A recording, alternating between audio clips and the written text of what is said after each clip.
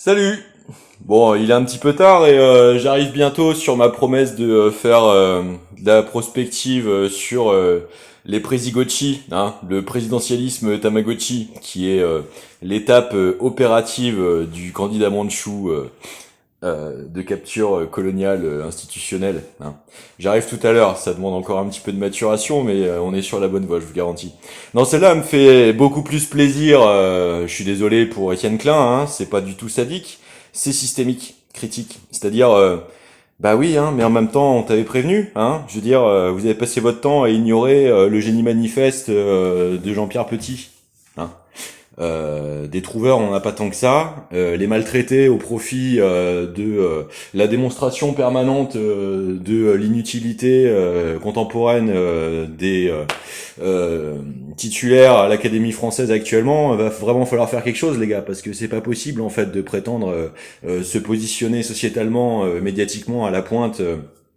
De la sommité supervisionnelle de l'avancée de la science contemporaine et de laisser faire un tel scandale. Donc il y a un moment, hein, faudrait peut-être se prioriser sur le service d'utilité publique, hein, plutôt que de nourrir ces petits combats de boutique narcissiques opportunistes, surtout quand malheureusement, Étienne, hein, finir par être pris la main dans le sac, hein, parce que là, vous venez de vous vautrer, hein, je suis désolé. Je mettrai le lien de la vidéo en question, ça arrive à peu près vers 7 minutes. Et donc, on va rendre à Jean-Pierre Petit ce qui est à Jean-Pierre Petit, hein, c'est-à-dire les démonstrations scientifiques. Eh oui. Alors, où est-ce que vous venez de vous planter, Monsieur Klein, hein, l'instit? Bah malheureusement, l'énergie ne se conserve pas. C'est tout simplement pas une loi physique. C'est une erreur théorique conceptuelle de la thermodynamique. C'est très simple. Si dans l'univers, l'énergie se conserve, alors pourquoi l'accélération de l'espace-temps est-elle exponentiellement dynamique, puisqu'elle est accélérante? Hein? Bah oui. Tout simplement parce que l'énergie ne se conserve pas, elle se transforme. Et donc si elle se transforme, elle s'initie. Puisque même si c'est inertiel, le fait qu'il y ait une accélération permanente depuis la naissance de l'univers montre qu'il y a une dynamique, initiative exponentielle. Donc générationnelle. Et oui. Et donc pourquoi vous vous plantez? Parce que vous n'avez pas saisi l'erreur topologique, hein, de l'inacuité de la thermodynamique. Hein. Oui, ce sont les deux premières lois de la thermodynamique. 1. L'énergie se conserve. 2. L'entropie augmente. Donc le chaos augmente, donc le mouvement perpétuel est impossible parce que la dissipation augmente. Ah oui, la dissipation, la transformation. Donc l'énergie ne se conserve pas. Rien que dans les deux lois de la thermodynamique, l'énergie ne se conserve pas, elle se transforme. Et donc appliquons-le, hein, le nucléaire, à l'entrée, hein, vous avez une température d'eau, hein, de rivière ou de source aqueuse dans le système de refroidissement interactionnel, avec même l'hermétisme nucléaire du point de vue fluxificatif, mais certainement pas calorifique. Et à la sortie, vous avez une température de relâchement dans l'atmosphère, donc vous avez un delta T interactionnel avec la température de l'atmosphère. Un système fermé dans la physique réelle, ça n'existe pas. Et où auriez-vous pu vous le voir? Où auriez-vous pu le voir, par exemple? Eh bien, vous voyez, ça, c'est les 7 unités de base du système scientifique international. Hein. Donc, c'est la seconde, le kilogramme, la mole, le mètre, l'ampère, le kelvin, le candela. Hein.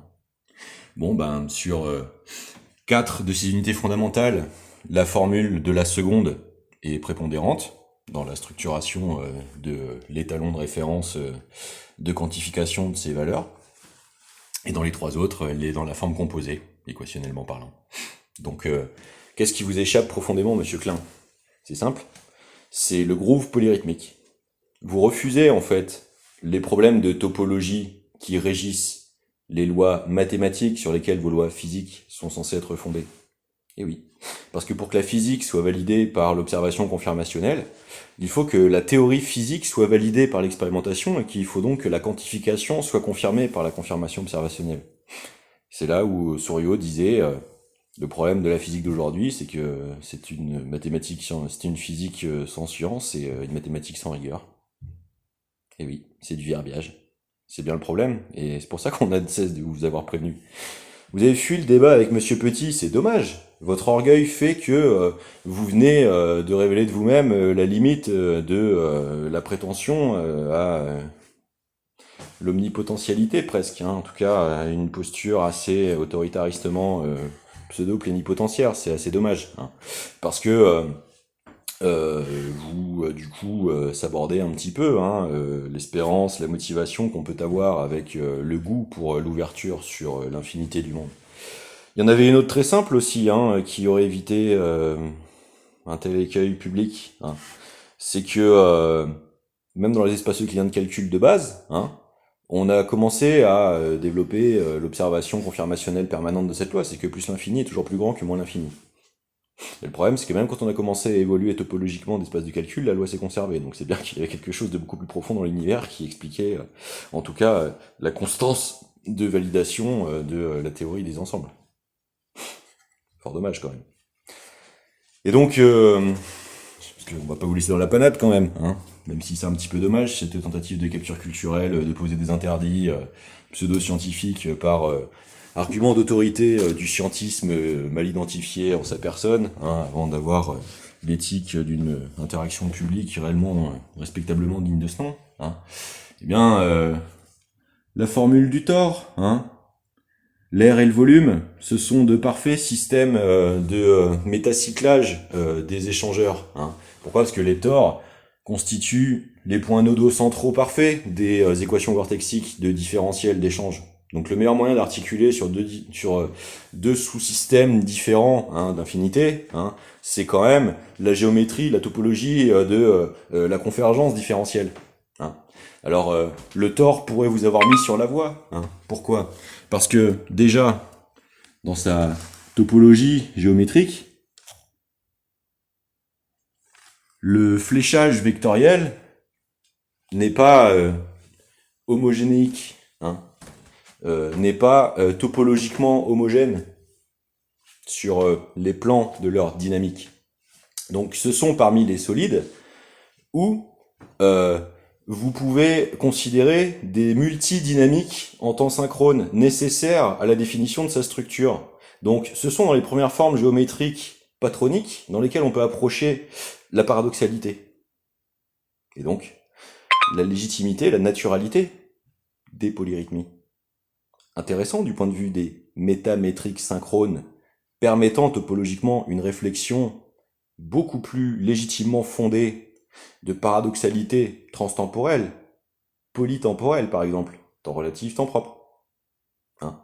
Et donc ainsi, pouvoir expliquer des impensés dans l'énergétique par exemple, hein, comme par exemple les joules. J égale CV carré par Hertz. Par Hertz. Hein, donc, par seconde. Donc,